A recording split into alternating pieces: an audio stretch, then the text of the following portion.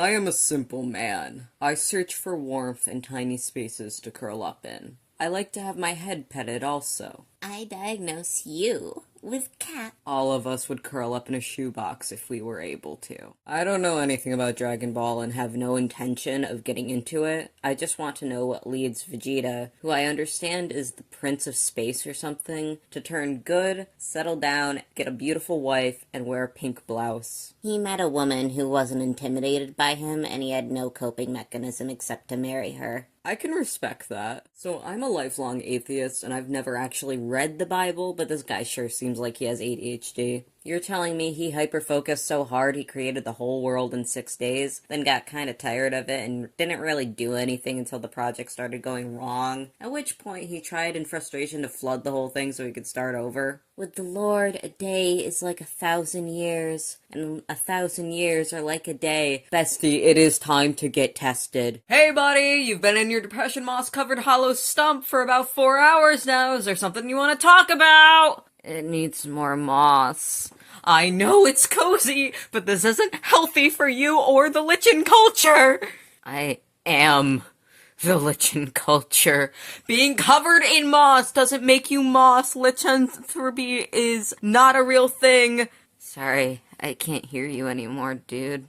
Mossifies. I find myself thinking, God, I need a cigarette. Way too often for someone who doesn't actually smoke, but what can I say? I've been needing a cigarette. Nikola Tesla was like, you will live to see man-made horrors beyond your comprehension. Yeah, dude, and they'll probably be branded with your last name. How does that make you feel? Probably not too great considering Tesla had the opportunity. He'd probably strangle Musk to death for his pigeons' entertainment. Petition to resurrect Tesla and sick him on Elon for sport. Nikola Tesla is like the better version of autistic next to Elon Musk. Because, like, you could actually have a conversation with Nikola without wanting to kill him. Tracking service as helpfully as possible. Your order is out for delivery. It should arrive by 8 p.m. today. Me sitting by the door at 8:12 a.m. Package. Same energy as cooking site, 10th paragraph of page titled Rustic Pulled Pork Recipe. My grandfather's childhood was tough. Every day he had to work the mines. He was only 6 months old when he held his first pickaxe. As he crawled into the mine elevator, just a little baby boy of one, me growing frantic. Recipe.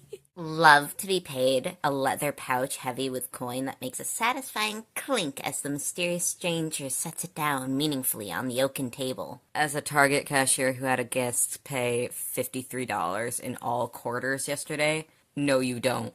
Fucking for real, I felt like I was gonna throw myself out the drive-thru window when someone paid $8 in quarters. I cannot fucking imagine. 53? Red Animal Crossing doesn't even know if the art he's selling you is fake. He literally just gets it from God knows where and is like, this looks sick, and then puts it on his boat. He doesn't know what it's called either. He'll be like, check out this proper painting, this fat nut statue, and Blather just takes one look at it to tell you, that's Michelangelo's David. Where did you get this? Whenever I'm trying to talk myself out of buying something I don't need, I always hear my old Russian professor's voice echoing in my head. What? Will you die the richest man in the graveyard? And then I make an unwise financial decision. I bought 2 swords after thinking about this post. Your old professor dealing secondhand damage now. I'm so glad I happened to see these tags. This is the best thing anyone has added to this post so far.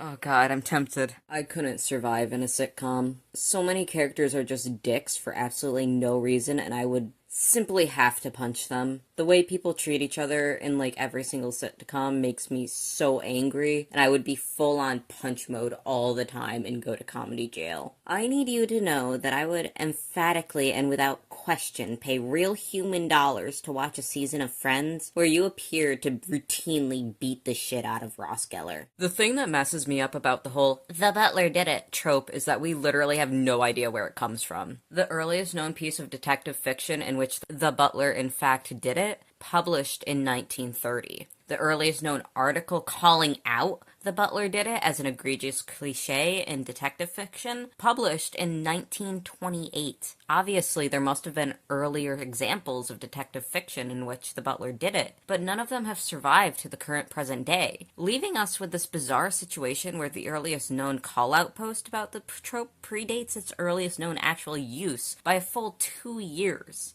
The butler hid the evidence. Today I learned that wolf packs might exist because ravens eat so much of their meat. When one wolf kills a moose, 47% is lost to the birds, while a pack of 6 loses only 17%.